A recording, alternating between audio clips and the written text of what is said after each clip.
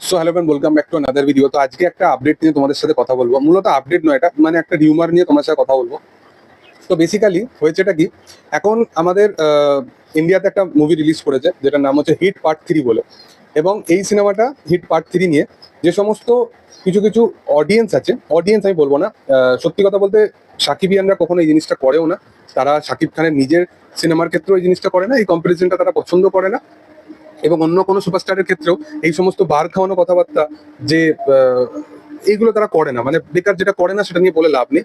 তো কিছু কিছু পেজ থেকে দেখা যাচ্ছে, কিছু কিছু জায়গা থেকে দেখা যাচ্ছে যে এই যে বার খাওয়ানো কথাবার্তাগুলো ভেবেছে এই সমস্ত কিছু কিছু ফেক ন্যারেটিভ সেট করে একটা ভিডিও বানিয়ে আমি ওই অডিয়েন্সগুলোর একটা বলতে পারো একটা কোথাও গিয়ে অ্যাটেনশন পেয়ে গেলাম। ওই জিনিসগুলো মানে পোষায় না আমার, এই জিনিসগুলো এই কথাবার্তাগুলো আমার পোষায় না। মূলত হয়েছেটা কি, হিট পার্ট 3 বলে একটা সিনেমা এসেছে যেখানে আমরা সুপারস্টার নানিকে দেখতে পাচ্ছি।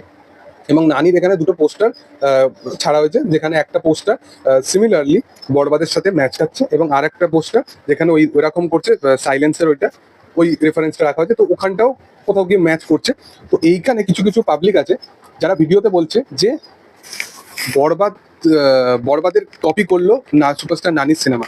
তো মূলত আমি বলে রাখি যে অন্য কোনো অভিনেতাকে নিয়ে যদি কথাটা বলা হতো আমি তাও একবার হলে ভাবতাম, বাট নানিকে নিয়ে, নানি এমন একজন অভিনেতা যার প্রিভিয়াস রেকর্ড, যার সিনেমা যে সিনেমাকে রিপ্রেজেন্ট করে, নানিকে নিয়ে মানে এগুলো ভাবনা চিন্তা করা যায় না।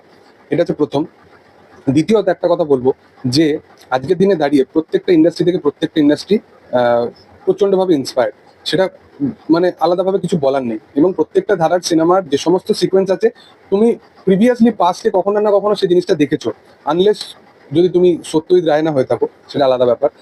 তুমি একটা জিনিস দেখবে, তুফান তুফান সিনেমাতেও তো কিছু কিছু বিজিএম আছে যেগুলো তো অ্যানিমেলের পুরো একদম বিজিএমটা সিমিলারলি সেম কপিড বলতে পারো। তো ইন্সপিরেশন আর কপির মধ্যে পার্থক্য আছে। বরবাদে যেটা করেছে সেটা কিন্তু, যে সমস্ত ট্রেলার টিজার বা রিভিউ যে সমস্ত দেখে আমি বুঝেছি, বরবাদ সিনেমা কিন্তু ইন্সপিরেশন নিয়েছে, কিন্তু সেগুলো এক্সিকিউট করেছে নিজের মতো করে। আজকে অ্যানিমেল নিয়ে যে এত পরিমাণে কথা বলা হয় না, তোমাদেরকে বলে রাখি তোমরা একবার পারলে গডফাদার বলে সিনেমাটা দেখো। গডফাদারের যে কনসেপ্টটা ছিল, অ্যানিমেলের কনসেপ্টটা অনেকটা সেম। তার মানে এটা নয় যে গডফাদারের রিমেক এটা, বা গডফাদারের থেকে ঝেপে বানিয়েছে সন্দীপ রেড্ডি বাংলা, এরকম নয়। কনসেপ্ট অনেক সময় সেম হয়ে যায়, পোস্টার অনেক সময় অর্গানিক্যালি সেম হয়ে যায়, তার মানে এটা নয় যে কপি করেছে কেউ কারো। এবং সত্যি কথা বলতে এগুলো সাকিবিয়ান ফ্যান্সরা বা ভাই বন্ধুরা তারা করছে না, এই তাদের অ্যাটেনশন পাওয়ার জন্য কিছু মানুষ এগুলো করছে।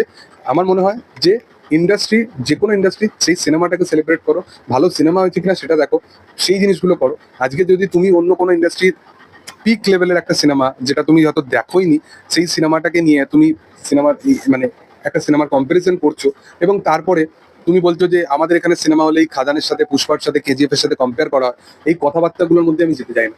আমি যদি অ্যানিমালের সাথে কম্পেয়ার করা হয় বরবাদের, তাহলে সেটা নিয়ে আমি প্রোটেস্ট করবো। আর যদি বরবাদের ওই পোস্টারটাকে নিয়ে কেউ উল্টোপাল্টা কেউ বকে, সেটা নিয়েও প্রোটেস্ট করবো। তো ওই রকম ফালতু কনভারসেশনে থেকো না, এই সমস্ত ফালতু ভিডিওগুলোতেও বেশি কান দিও না বা চোখ দিও না, এটাই হচ্ছে ব্যাপার। দেখার যে আপকামিং দিনে কি হয়, আপকামিং দিনে মানে এই সমস্ত মানুষগুলোকে অডিয়েন্স কিভাবে নেয় এবং তোমাদের কি বক্তব্য, সেটা অবশ্যই তোমরা কমেন্টে জানিও। ভিডিও ভালো লাগলে অবশ্যই লাইক, শেয়ার, সাবস্ক্রাইব করে দিও। Thank you all, by.